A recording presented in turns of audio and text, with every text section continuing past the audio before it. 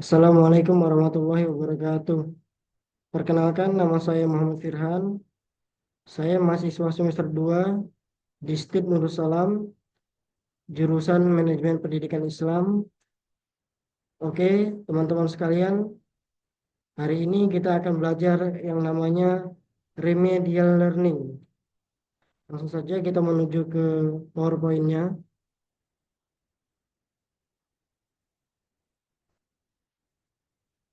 Oke, oke. Pertama-tama kita akan mempelajari yang namanya remedial learning. Pada slide pertama kita akan mengetahui tentang pembelajaran remedial dengan cara meningkatkan pemahaman siswa. Presentasi ini membahas pentingnya pembelajaran remedial. Kami akan memberikan panduan praktis untuk implementasi yang efektif. Tujuannya adalah meningkatkan pemahaman siswa dan kualitas pendidikan di Indonesia. Oke, kita langsung slide selanjutnya. Apa itu pembelajaran remedial? Yang pertama yang kita akan ketahui adalah definisinya. Definisi pembelajaran remedial adalah menurut Dimyati dan Mujiono, ini adalah bantuan untuk siswa yang belum mencapai KKM.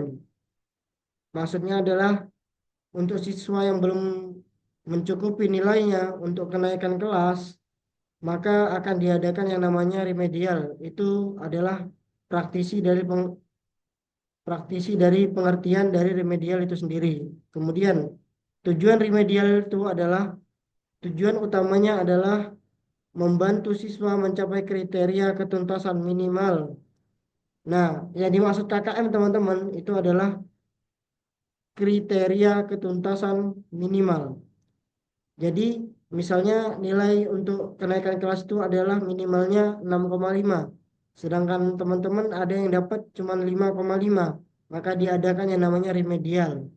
Fungsinya adalah untuk eh, menjadi penunjangan nilai teman-teman sekalian ketika dalam ujian agar agar bisa mencapai ketuntasan di minimal nilai yang telah ditentukan oleh lembaga yang teman-teman duduki sekarang seperti sekolah dasar, sekolah menengah pertama ataupun SMA dan sampai ke perkuliahan. Kemudian sasaran dari remedial itu sendiri adalah siswa yang belum mencapai KKM pada materi tertentu. Contoh mungkin di pelajaran bahasa Arab ataupun di pelajaran bahasa Inggris teman-teman nilainya kurang mencukupi, maka akan diadakan yang namanya remedial. Oke, kita akan lanjut ke slide selanjutnya. Mengapa pembelajaran remedial penting? Perlu diketahui bahwasanya pembelajaran remedial itu sangat penting bagi teman-teman yang nilainya belum mencukupi untuk kenaikan kelas, untuk teman-teman mau mendaftar ke sebuah instansi atau ke perusahaan, maka akan diadakannya remedial. Nah, sekarang kita akan mengetahui mengapa pembelajaran remedial itu penting. Mari kita ketahui. Yang pertama adalah prestasi siswa.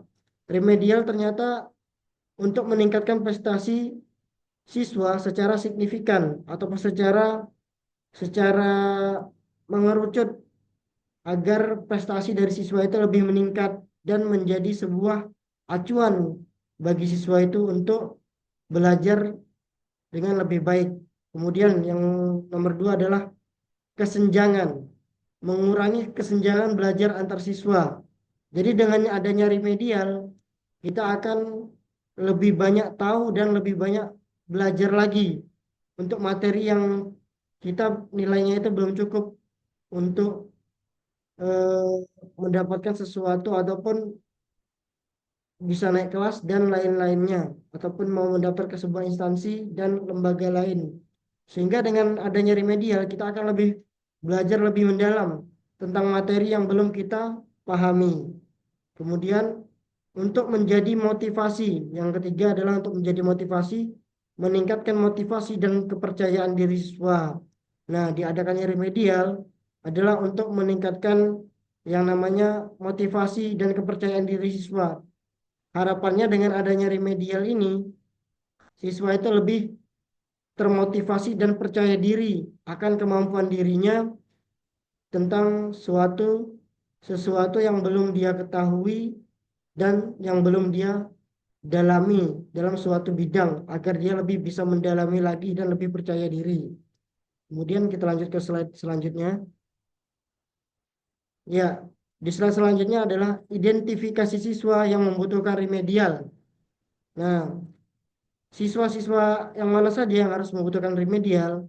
Yang pertama adalah analisis hasil. Analisis hasil ulangan harian dan tugas. Jadi kita bisa mengambil nilai remedial itu dari analisis hasil, yaitu dari analisis hasil ujian ulangan harian dan tugas-tugas, kemudian asesmen formatif, penggunaan asesmen formatif untuk deteksi kesulitan belajar, kemudian observasi guru, pengawasan guru terhadap siswa di kelas, itu bisa menjadi eh, nilai-nilai tambahan untuk teman-teman yang remedial di dalam di dalam teman-teman menjalankan ujian dan lain-lain. Oke, kemudian kita lanjut slide selanjutnya. Nah, di slide yang ini kita akan mengetahui langkah-langkah pelaksanaan pembelajaran remedial. Yang pertama adalah perencanaan. Yang namanya pelajaran remedial itu perencanaannya harus sistematis dan harus rapi dan kita mudah memahaminya dan juga harus beraturan. Jangan sampai langkah-langkah pelaksanaan pembelajaran remedial itu malah tidak sistematis. Karena itu timbal baliknya adalah untuk siswa-siswa kita sendiri. Kemudian yang kedua, pelaksanaan, yaitu dengan metode yang bervariasi. Yang namanya remedial, itu kita harus menggunakan metode yang bervariasi agar siswa-siswa kita lebih tertarik dengan yang kita ajarkan. Nah, kemudian yang nomor tiga adalah evaluasi. Dengan apa kita evaluasinya? Kita evaluasi remedial ini dengan cara melihat peningkatan pemahaman. Apakah dengan remedial yang kita lakukan ini, pembelajaran yang kita lakukan ini, siswa kita menjadi lebih paham dan lebih mendalami atau malah sebaliknya. Nah, mungkin itu adalah langkah-langkah pelaksanaan pembelajaran remedial. Kemudian kita lanjut ke slide berikutnya. Oke, metode pembelajaran remedial yang efektif. Nah, berikut adalah metode pembelajaran remedial yang efektif. Yang pertama adalah bimbingan individu, yaitu dengan pendekatan personal. Kita melakukan pendekatan eh, personal terhadap siswa-siswa yang nilainya kurang mencukupi untuk nilai ujian maupun nilai kenaikan kelas ataupun ujian akhirnya. Dengan cara kita melakukan pendekatan personal atau kita mengadakan bimbel dan lain sebagainya. Kemudian yaitu kelompok belajar. Kita kelompokkan setelah kita melakukan pendekatan personal, kemudian kita mengumpulkan si anak-anak didik kita ini tadi, maka kita akan memberi arahan untuk belajar bersama teman-teman yang sudah bisa ataupun teman-teman yang nilainya sudah cukup untuk ujiannya. Kemudian nomor tiga adalah tutor sebaya. Nah, yang dimaksud dengan teman sebayanya ini adalah teman-temannya yang di lingkup kelasnya itu sudah mencukupi nilainya. Kemudian siswa-siswa kita yang nilainya belum mencukupi, kita mengarahkan dia untuk belajar dan apa namanya meminta pembelajaran terhadap temannya yang sudah bisa ataupun kita memberikan arahan agar belajar dengan temannya yang sudah bisa tadi. Kemudian nomor empat adalah media pembelajaran. Nah, kita jikalau tiga metode pembelajaran remedial yang efektif tadi kurang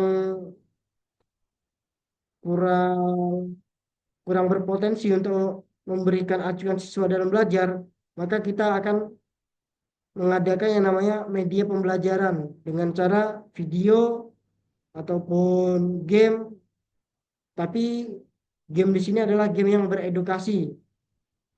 Kami tekankan lagi, media pembelajaran di sini adalah video dan game yang memberi edukasi seperti video tutorial, kemudian video penjelasan kita yang kita berikan kepada anak supaya dia bisa belajar dari rumahnya masing-masing dan memberikan game-game edukasi yang ada di internet. Kemudian kita lanjut ke slide selanjutnya. Nah, ini adalah contoh aktivitas pembelajaran remedial, yaitu kita pertama adalah memberikan tugas tambahan, kemudian penjelasan ulang. Setelah kita memberikan tugas tambahan, mungkin dia masih kurang paham sehingga kita harus memberikan penjelasan ulang. Kemudian yang ketiga, setelah kita memberikan penjelasan ulang, kita akan memberikan dia yaitu latihan soal kembali. Setelah kita memberi dia latihan soal, kemudian kita diskusikan itu secara kelompok untuk mereka agar berdiskusi tentang apa saja yang telah mereka pelajari ketika bimbingan belajar bersama kita ataupun dengan temannya yang sudah eh, nilainya mencukupi tadi. Oke, kemudian kita lanjut ke slide berikutnya. Nah, setelah itu kita akan mengadakan yang namanya evaluasi pembelajaran remedial dari minggu pertama, terus minggu kedua, minggu ketiga, sampai minggu keempat. Kita akan membuat neraca perbandingan antara minggu pertama berapa persen, minggu kedua berapa persen. Kemudian kita akan melihat dia ini semakin lama, semakin dari minggu pertama sampai minggu keempat, apakah meningkat atau malah menurun. Bisa jadi di minggu pertama dia naik 30%. Kemudian di minggu kedua dia turun lagi. Misalnya turun sekitar 25% di sini misalnya. Tapi di minggu ketiga dia naik lagi sampai 60% dan minggu keempatnya naik lagi sampai 90% bahkan sampai 100%. Maka berarti evaluasi pembelajaran remedial ataupun pembelajaran remedial yang kita berikan kepada siswa itu sudah mencapai target ataupun sudah bisa dipahami oleh siswa tersebut. Oke, lanjut ke slide selanjutnya. Tantangan. Berikut adalah tantangan-tantangan dalam implementasi pembelajaran remedial. Dalam pembelajaran remedial tentu ada yang namanya tantangan dalam penyampaian pembelajaran remedial itu sendiri. Yang pertama adalah keterbatasan waktu dan sumber daya. Mungkin kita terpotong dengan waktu kita kerja, kemudian waktu kita bergiat diri, dan juga waktu kita mengajar, itu menjadi salah satu tantangan dalam implementasi, dalam pengaplikasian pembelajaran remedial tersebut, yaitu waktu dan sumber daya. Nah, kemudian sumber daya yang dimaksud itu adalah seperti mungkin kita akan mengadakan daring dengan anak-anak.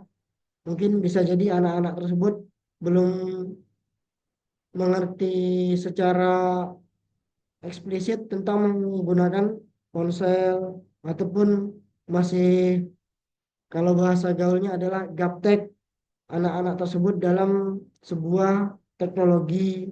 Nah, kemudian nomor dua adalah motivasi siswa rendah. Jadi yang dimaksud sini motivasi siswa itu rendah. Maksudnya siswa itu dalam mendapatkan motivasi itu dia sangat rendah.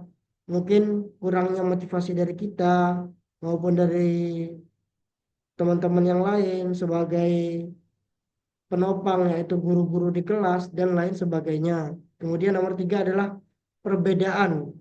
Jadi setiap anak itu memiliki gaya belajar yang berbeda.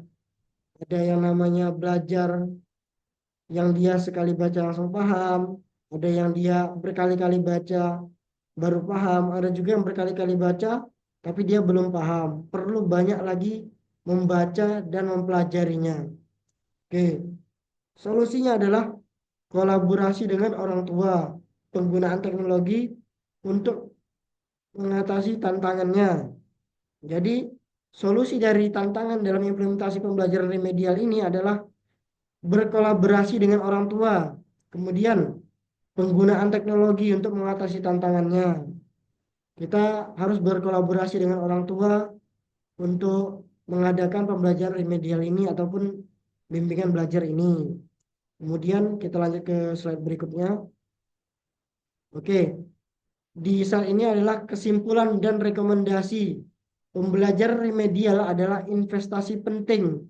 Perencanaan matang, metode bervariasi, evaluasi berkelanjutan diperlukan. Jadi kesimpulan dari pelajaran remedial ini adalah perencanaan matang, metode bervariasi. Kita harus mempunyai perencanaan yang matang dalam mengadakan apa namanya remedial learning ini, pembelajaran remedial.